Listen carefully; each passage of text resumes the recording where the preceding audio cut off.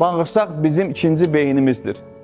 Xəstəliklər bağırsaqdan başlayır. Şərqdə də bunu bilirdi, xalq təbabətində də bunu bilir. Çox təəssüf ki, 40-cı illərdən bəri əhalinin sayı çoxaldığına görə insanlar təbabətə yox, dərmana üstünlük verdilər.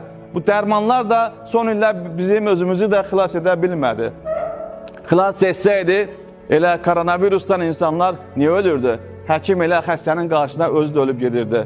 Niyə görə bu qədər viruslar çoxaldı? Nəyə görə bu qədər xəstələr artır?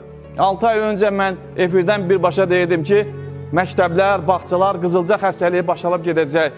Bunu mən ixtisas həkim pediatram. Mən bilirəm ki, 7 uşaq infeksiyon xəstəlikləri var ki, o hər il yaz və payız mövsümündə kəskinləşir, sıçrayış verir.